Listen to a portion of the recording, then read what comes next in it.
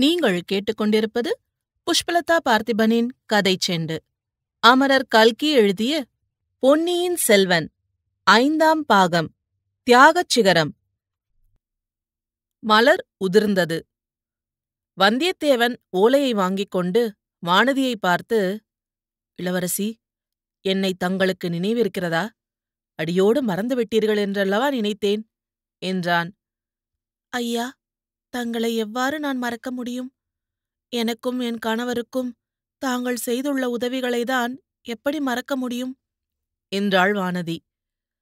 அதனாலேதான் நான் இல்லாத சமயம் பார்த்து தாங்கள் திருமணத்தை நடத்திக் கொண்டீர்களாக்கும் என்றான்.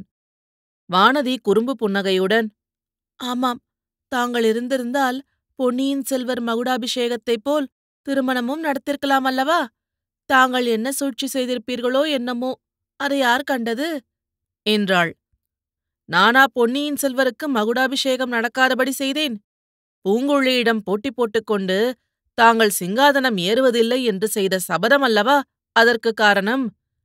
படகுக்கார பெண்ணுக்கு அதிர்ஷ்டமடித்தது. என் மீது குறைப்பட்டு என்ன பயன் என்றான் வந்தியத்தேவன்.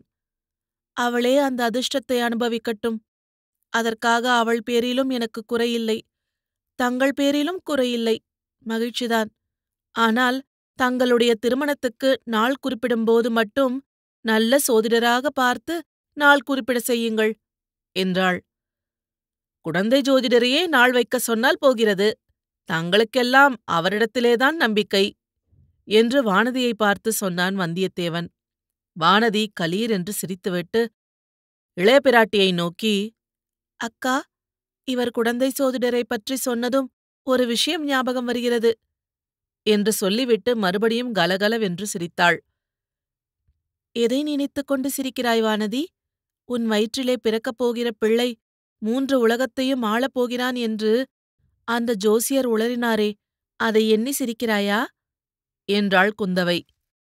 அதை ஏன் உளறல் என்கிறீர்கள் தேவி? அந்த ஜோசியம் பலிக்கப் போகிறது என்றான் வந்தியத்தேவன். வானதி தன்னை அறியாமல் ஏற்பட்ட கூச்சத்தில் சிரிப்பை அடக்கிக் கொண்டாள்.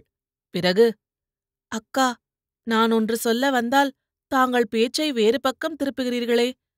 குடந்தை ஜோதிடரிடம் நான் இளைய பிராட்டிக்கு தகுந்த கணவர் எங்கிருந்து வரப்போகிறார் என்று கேட்டேன்.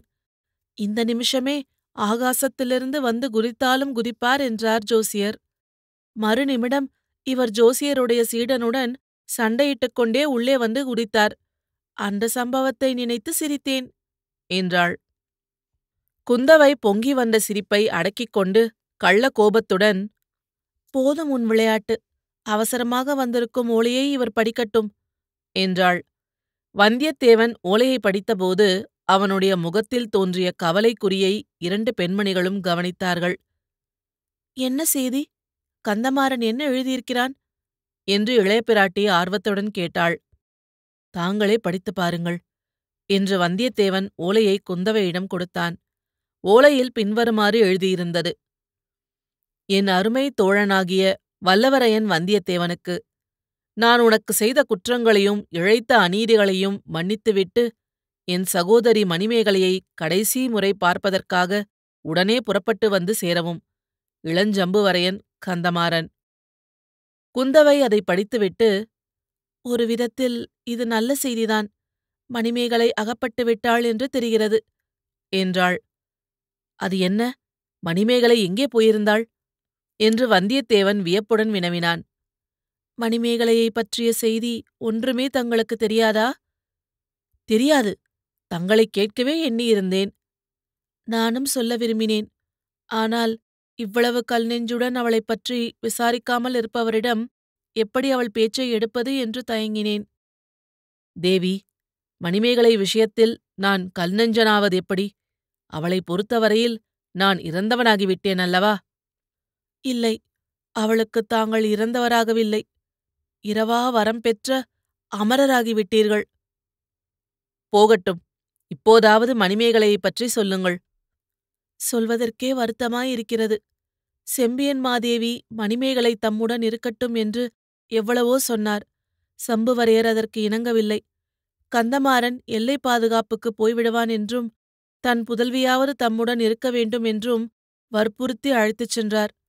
கடம்பூர் மாளிகை எரிந்து போய்விட்டபடியால் பாலாற்றின் வடகரையில் புதிய மாளிகை கட்டிக்கொள்ள சக்கரவர்த்தியின் அனுமதியும் பெற்றுக்கொண்டு புறப்பட்டார்.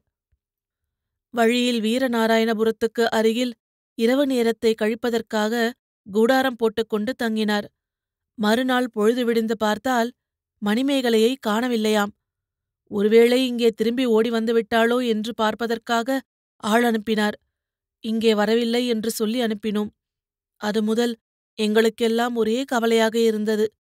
ஒருவேளை வீரநாராயண ஏரியில் விழுந்து உயிரையே மாய்த்து கொண்டிருப்பாளோ என்று நினைத்து நினைத்து வருந்தினோம். நாலா திசைகளிலும் ஆள்கள் தேடிக் கொண்டிருப்பதாக செய்தி கிடைத்தது.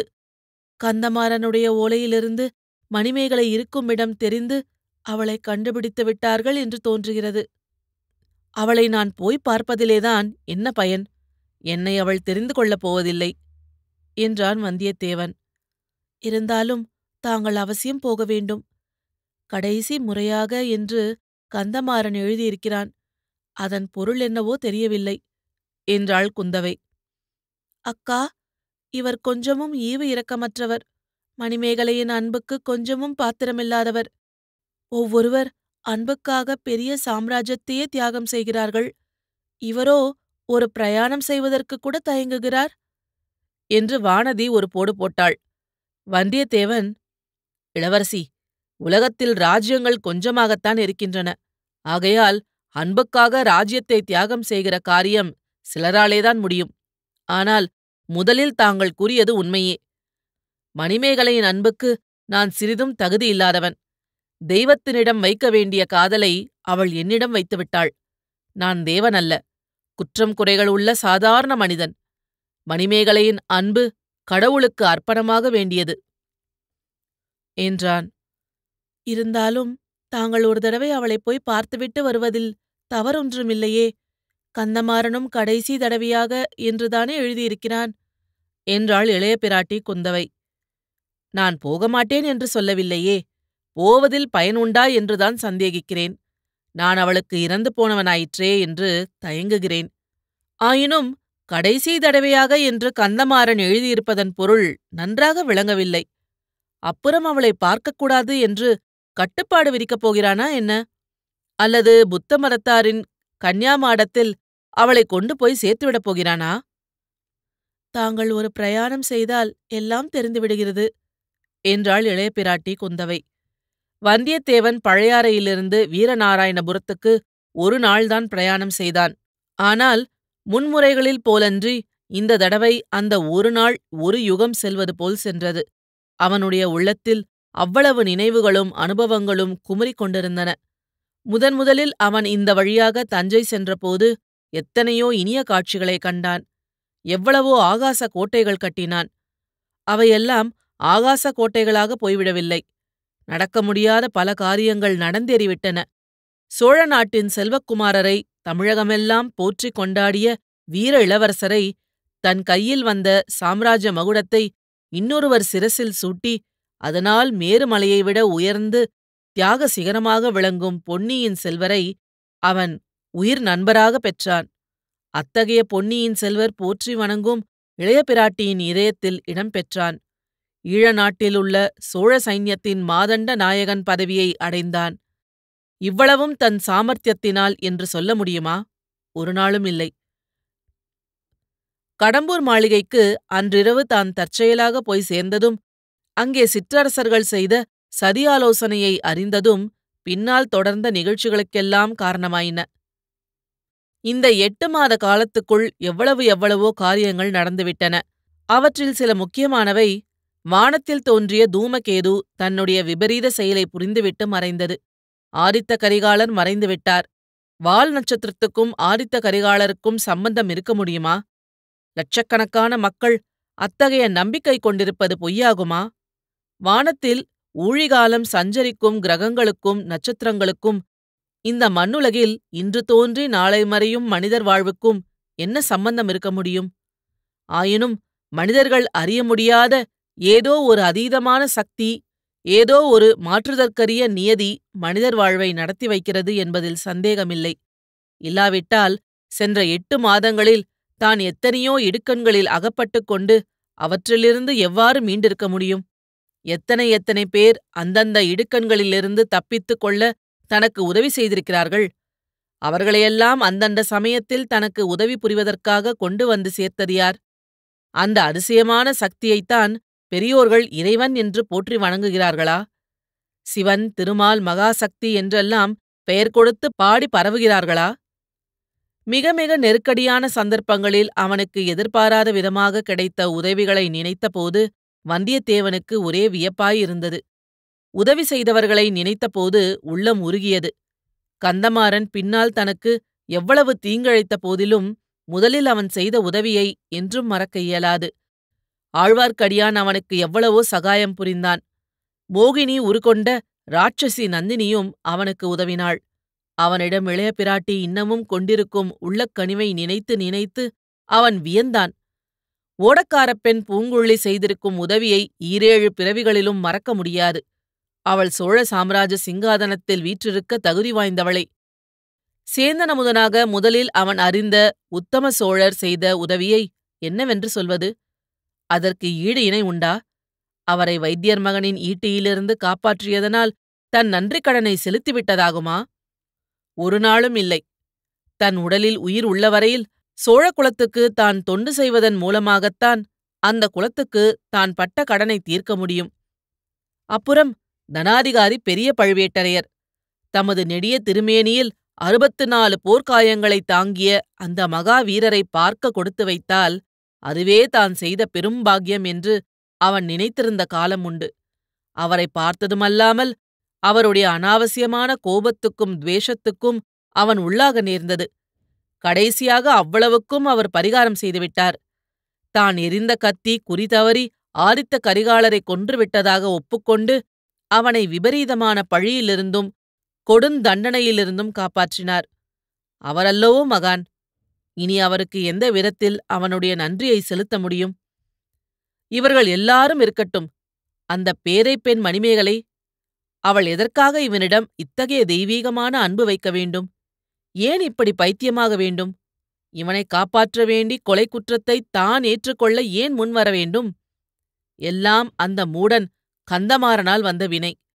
முதலில் கந்தமாறன் மணிமேகலையிடம் இவனைப் பற்றி இந்திரன், சந்திரன், அர்ஜுனன், மன்மதன் என்றெல்லாம் புகழ்ந்திருக்கிறான். அப்போதே அந்த பேதை பெண் அவளுடைய உள்ளத்தை பறிகொடுத்து விட்டாள் போலும். அதெல்லாம் வந்தியத்தேவனுக்கு தெரியாது. என் தங்கையை நீ மறந்துவிடு, பெரிய இடத்தில் அவளை கொடுக்கப் போகிறோம் என்று கந்தமாறன் சொன்னதும் வந்தியத்தேவன் உண்மையாகவே அவளை மறந்துவிட முயன்றான். இளைய பிராட்டியை சந்தித்ததும் அதற்கு துணையாயிருந்தது. ஆனால் மணிமேகலையோ தன் மனத்தை மாற்றிக்கொள்ளவில்லை. மாற்றிக்கொள்ள முயலவும் இல்லை. பலர் அறிய அவள் உள்ளத்தை வெளிப்படுத்த தயங்கவும் இல்லை. ஆஹா, என்ன இனிய குணம் படைத்த பெண்! எவ்வளவு அடக்கம், அமரிக்கை! அவளுடைய மனந்தான் எத்தனை தூய்மையானது! பச்சை குழந்தையைப் போன்ற உள்ளம். உண்மையிலேயே அவள் குழந்தைதான். பால் போன்ற மனம். அதில் பல குறும்புத்தனம். தன்னை இறந்துவிட்டவனாக அவள் எண்ணிக்கொண்டிருப்பது மிக்க நல்லது. எப்போதும் சித்தப்பிரமை கொண்டவளாக அவள் இருந்துவிட மாட்டாளே. சில காலம் போனால் உள்ளம் தெளிந்துவிடும். வேறொரு வீரவாலிபனை மணந்து அவள் ஆனந்த வாழ்க்கை நடத்துவாள்.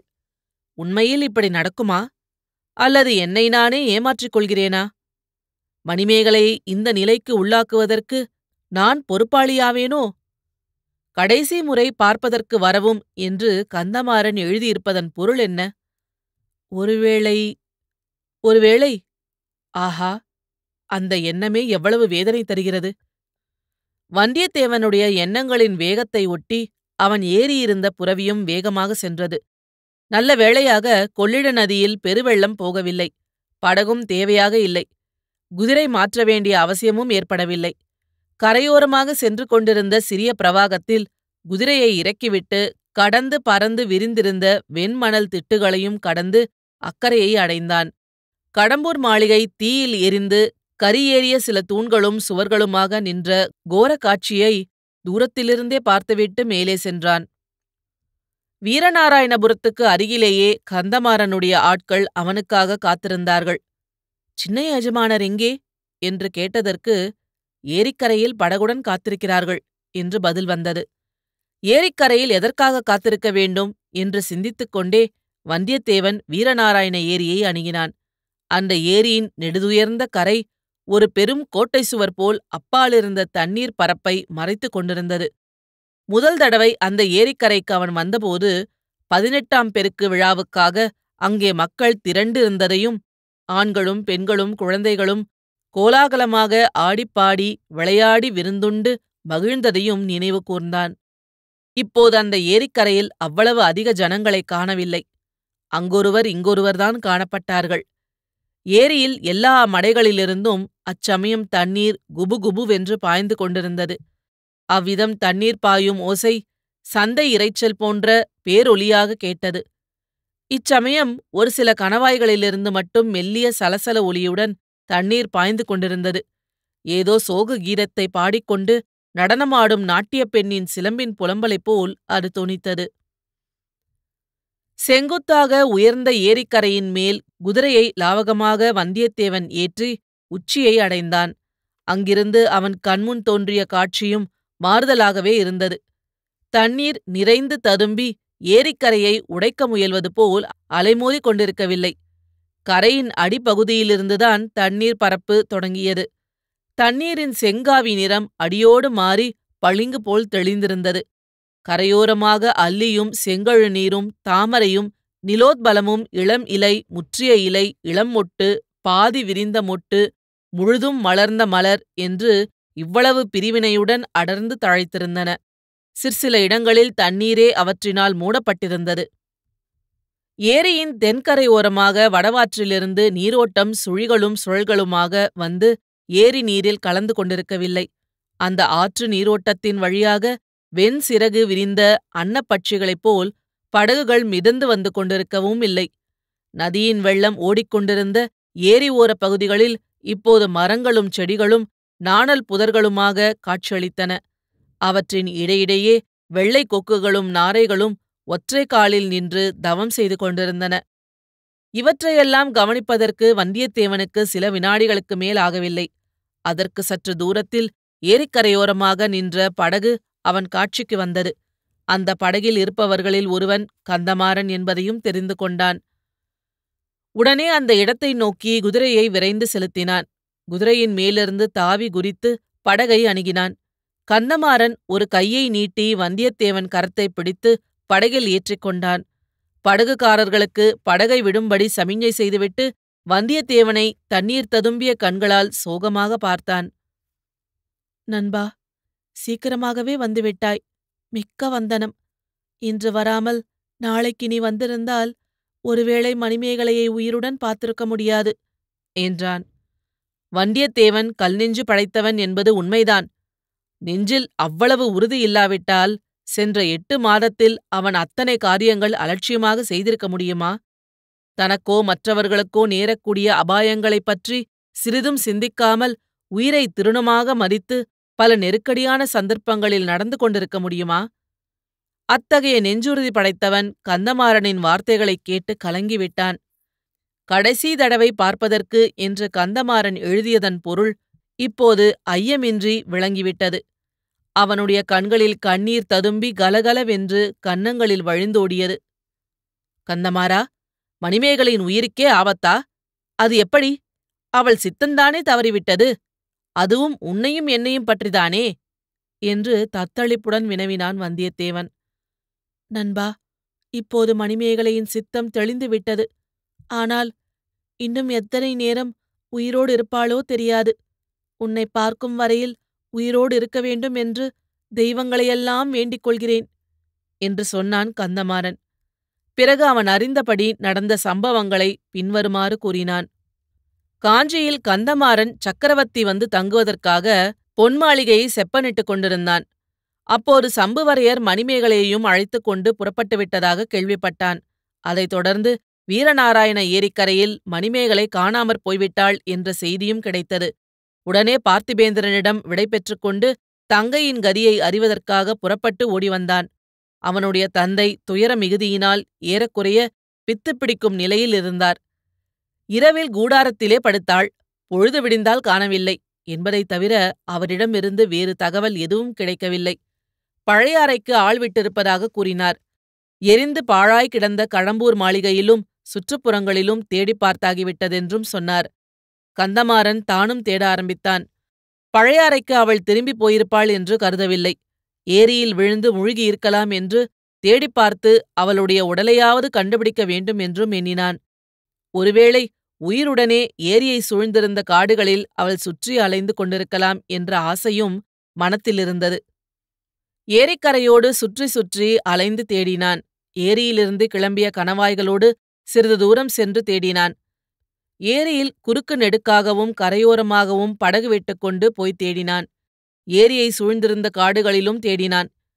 இம்மாதிரி சுமார் 4 தினங்கள் பயனற்ற தேடலில் சென்ற பிறகு ஏரியின் மேற்புறத்து தீவு ஒன்றில் அமைந்திருந்த நீராழி மண்டபத்தின் நினைவு கந்தமாறனுக்கு ஏற்பட்டது. வேட்டையாடப் போன கரிகாலனும் வந்தியத்தேவனும் நீர் விளையாட சென்ற நந்தினியும் மணிமேகலையும் அந்த நீராழி மண்டபத்தில் ஒருநாள் சந்தித்து பொழுதுபோக்கியதும் நினைவு வந்தது. மணிமேகலை அந்த இடத்துக்கு படகின் உதவியில்லாமல் தனியாக போய் சேர்ந்திருப்பது அசாத்தியமான காரியம். கரடி, சிறுத்தை முதலிய வனவிலங்குகள் நிறைந்த மேற்குப் பகுதி காட்டின் வழியாக அவள் தன்னந்தனியாக அங்கே சென்றிருக்க முடியுமா? காட்டை கடந்திருந்தாலும் வழியில் சிறு கால்வாய்கள் பலவற்றை கடக்க வேண்டியிருந்திருக்குமே. இருந்தாலும் அதையும் பார்த்துவிடலாம் என்று எண்ணி கந்தமாறன் படகில் ஏறி அந்த நீராழி மண்டபத்தை அடைந்தான். மண்டபத்தை நெருங்கியதும் பழைய நினைவுகள் பல அவன் உள்ளத்தில் குமுறிக்கொண்டு தோன்றின. முதலில் மண்டபம் சூனியமாகவே காணப்பட்டது. யாரும் அங்கே இருப்பதாக தோன்றவில்லை.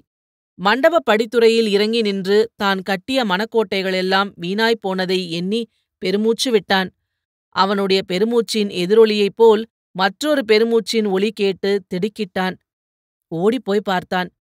நீராழி மண்டபத்தின் மறுபக்கத்து படிக்கட்டில் மணிமேகலை கிடந்தாள்.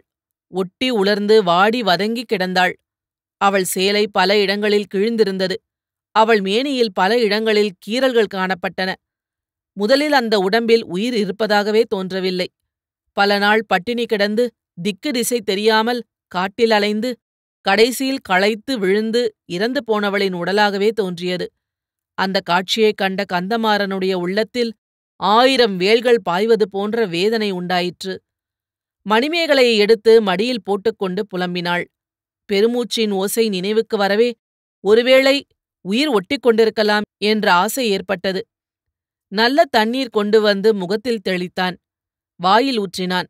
சூடு பிறக்கும்படி உடம்பெல்லாம் தேய்த்தான். சிறிது நேரத்துக்கெல்லாம் மணிமேகலை கண் திறந்து மலர மலர அவனை நோக்கி விழித்தாள். அண்ணா, நீதானா? நான் நினைத்தது உண்மையாயிற்று. சொர்க்கத்துக்குப் போனால் உன்னையும் அவரையும் காணலாம் என்று எண்ணினேன். அவர் எங்கே?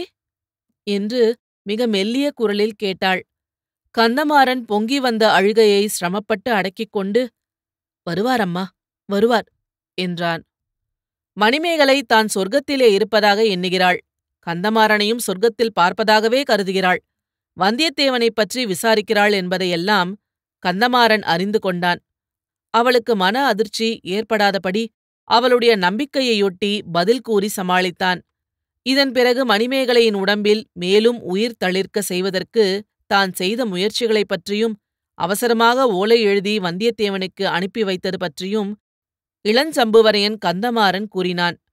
கடைசியாக, நண்பா, நீ என் ஓலையை மதித்து வந்ததற்காக என் மனத்தில் எழும் நன்றியை சொல்லி முடியாது. மணிமேகலை இனி அதிக காலம் ஜீவித்திருக்க மாட்டாள். அணையும் தருவாயில் உள்ள தீப சுடரை தூண்டிவிட்டால் சிறிது நேரம் எரியுமல்லவா? அதுபோலத்தான் அவள் உயிர் சுடர் பிரகாசிக்கிறது. முக்கியமாக உன்னைக் காணும் ஆசையே அவளை இன்னும் உயிரோடு வைத்திருக்கிறது. நாம் எல்லாரும் சொர்க்கத்தில் இருப்பதாக அவள் நம்பியிருக்கிறாள். மாறாக நீ எதுவும் சொல்ல வேண்டாம். அவளை பார்த்ததும் உனக்கு துக்கம் உண்டாவது இயல்பே. அதை மட்டும் நீ கட்டுப்படுத்திக் கொண்டு முகமலர்ச்சியுடன் பேச வேண்டும் என்று வேண்டிக் கொண்டான். படகு நீராழி மண்டபத்தை நெருங்கிவிட்டது. யாழிசையும் மெல்லிய குரலில் பாட்டிசையும் கலந்து கேட்டன. வந்தியத்தேவன் கந்தமாறனை நோக்கினான். ஆம் நண்பா, மணிமேகலைதான் யாழிசையுடன் சேர்ந்து பாடிக்கொண்டிருக்கிறாள் என்றான். படகிலிருந்து அவர்கள் இறங்கினார்கள். மணிமேகலை பாடுவது என்ன பாடல் என்பதை வந்தியத்தேவன் கவனமாக காது கொடுத்து கேட்டான். முன்னொரு சமயம் அதே நீராழி மண்டபத்தில் அவள் யாழிசையுடன் பாடிய அதே பாடல்தான். இனிய புனல் அருவி தமிழ் இன்பமலை சாரலிலே கனிகுலவும் மரநிழலில் கரம் பிடித்து உகந்ததெல்லாம் கனவுதானோடி சகியே நினைவுதானோடி புன்னைமர சோலையிலே பொன்னொளிரும் மாலையிலே என்னை வர சொல்லி அவர் கண்ணல் மொழி பகர்ந்ததெல்லாம் சொப்பனந்தானோடி அந்த அற்புதம் பொய்யோடி கட்டுக்காவல் தான் கடந்து கல்லறை போல் மெல்ல வந்து மட்டில்லாத காதலுடன் கட்டி முத்தம் மீந்ததெல்லாம் நிகழ்ந்ததுண்டோடி நாங்கள் மகிழ்ந்ததுண்டோடி. பாடல் முடிகிற வரையில் வந்தியத்தேவன் படிக்கட்டிலேயே காத்து கொண்டிருந்தான். முடிந்தவுடன் படிகளில் ஏறி மண்டபத்தை அடைந்தான். மணிமேகலை அவனை பார்த்ததும் யாழை கீழே உருட்டிவிட்டு எழுந்திருக்க முயன்றாள். உடலில் பலமில்லாமையால் கால்களை ஊன்றி நிற்க முடியாமல் தள்ளாடி விழப்பார்த்தாள். வந்தியத்தேவன் பாய்ந்து சென்று அவள் கீழே தரையில் விழாமல் தாங்கிக் கொண்டான். மெல்ல மெல்ல அவளை உட்கார வைத்து தானும் உட்கார்ந்து கொண்டான். மணிமேகலையை தன் மடியில் சாத்திக் கொண்டான். மணிமேகலை அடிக்கடி அவன் முகத்தை அண்ணாந்து பார்த்தாள். அவன் வந்தியத்தேவன்தானா, அவள் படுத்திருப்பது அவனுடைய மடியில்தானா என்பதை பலமுறை பார்த்து உறுதி செய்து கொண்டதாக தோன்றியது. என் அண்ணன் என்னை ஏமாற்றவில்லை. சொர்க்கம் வெறும் சொப்பனமில்லை. இந்த அற்புதம் பொய்யில்லை என்று அவள் இதழ்கள் மெதுவாக முணுமுணுத்தன. பொய்யில்லை மணிமேகலை, பொய்யில்லை. இது நிச்சயமாக சொர்க்கந்தான். நான் வந்திருப்பது உண்மைதான் என்றான் வந்தியத்தேவன். அவன் எவ்வளவு அடக்கிக் கொள்ள பார்த்தும் முடியாமல் கண்களில் நீர் ததும்பியது. மணிமேகலையின் முகத்தில் அவனுடைய கண்ணீர் துளிகள் முத்துப்போல் உருண்டு விழுந்தன. அவனை அறியாமல் விம்மல் ஒலியும் எழுந்தது. மணிமேகலையின் முகம் சிறிது நேரம் தெய்வீகமான சோபையினால் ஜொலித்தது. அவளுடைய நீண்ட கண்களிலிருந்து வெண்ணிலவின் கிரணங்கள் வீசி பிரகாசித்தன. மாதுளை மொட்டை நிகர்த்த அவளுடைய இதழ்கள் விரிந்து ஏதேதோ மதுரமான சொற்களைப் பொழிந்தன. வந்தியத்தேவன் எவ்வளவோ கவனமாக கேட்டான். ஆனால் அவள் என்ன சொன்னாள் என்பதை மட்டும் அவனால் தெரிந்து கொள்ள முடியவில்லை. எதற்காக தெரிந்து கொள்ள வேண்டும்? அவள் கூறியவை என்ன வார்த்தைகளாயிருந்தால் என்ன? இதயமாகிய பொற்கலசம் திறந்து அன்பாகிய அமுதம் பொங்கி வரும்போது வெறும் சொற்களின் உபயோகம் என்ன? சிறிது நேரத்துக்கெல்லாம் மணிமேகலையின் கனி இதழ்கள் குவிந்தன. கண்ணிமைகள் மூடின. முகத்தில் தவழ்ந்த தெய்வீக சோபை குன்றியது.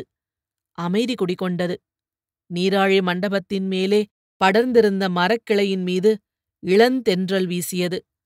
மரக்கிளையில் குலுங்கிய செந்நிற மலர்களில் சில உதிர்ந்தன. மணிமேகலையின் உயிரும் அவளுடைய உடலிலிருந்து உதிர்ந்தது. உடலைப் பிரிந்த உயிர் எங்கே சென்றது? எவ்வழியே சென்றது? மந்தமாருதத்துடன் கலந்து சென்றதா? இளங்காற்றில் எழுந்து சிற்றலைகளின் இனிய ஓசையில் ஏறி சென்றதா? இதயதாபம் தொனிக்க பாடிய பூங்குயில்களின் மதுரகீதத்துடன் ஒன்றாகி விண்ணில் பறந்து சென்றதா? எங்கே சென்றது? சகல புவனங்களையும் சகல ஜீவராசிகளையும் ஆக்கி அழித்து அழிக்கும் பரம்பொருளின் பாதார விந்தத்துக்கு சென்றதா? அல்லது கண்ணீர் பெருக்கும் கற்சிலை போல் நினைவற்று உட்கார்ந்திருந்த வந்தியத்தேவனுடைய உள்ளத்திலேதான் கலந்து போய்விட்டதா? யாருக்கும் தெரியாது. தெரிந்தாலும் சொல்ல முடியாது. ஒன்று மட்டும் நிச்சயம். வேடிக்கையும் விளையாட்டும் குறும்பும் குதூகலமும் துணிவும் துடுக்கும் துணிச்சலும் உருக்கொண்டவனாக இருந்த வந்தியத்தேவனை இனி நாம் காணப்போவதில்லை. கனிந்த உள்ளமும் கருணையும் விவேகமும் வந்தியத்தேவனை அந்த கணத்தில் வந்து அடைந்தன. மணிமேகலையாகிய தெய்வம் அவன் இதயக் கோவிலில் குடிகொண்டாள். இனி அவன் எங்கே சென்றாலும் என்ன காரியம் செய்தாலும் அந்த தெய்வம் அவனுக்கு துணை புரியும். வல்லவரையன் வந்தியத்தேவன் நல்ல பணிகள் பல செய்ய வல்லவனாவான். அவனை அறிந்த அனைவராலும் வந்தனை செய்வதற்கு உரியவனாக விளங்குவான். வீரனே, உன்னிடமிருந்து தற்சமயம் விடை பெற்றுக் கொள்கிறோம். உன் துயரம் நிறைந்த சிந்தனைகளில் நாங்கள் குறுக்கிட விரும்பவில்லை. அருள்மொழிவர்மனின் அருமை நண்பனே, நீடூழி நீ வாழ்வாயாக. வீரத் தமிழரின் மரபில் உன் திருநாமம் என்றும் நிலைத்து விளங்குவதாக. இத்துடன் இந்த அத்தியாயம் முடிவடைகிறது. மீண்டும் அடுத்த அத்தியாயத்தில் சந்திப்போம். இது போன்ற பல சுவாரஸ்யமான கதைகளை கேட்க கதை செண்டு சேனலை லைக் பண்ணுங்க, கமெண்ட் பண்ணுங்க, ஷேர் பண்ணுங்க. மறக்காம சப்ஸ்கிரைப் பண்ணாதவங்க சப்ஸ்கிரைப் பண்ணிடுங்க. நன்றி.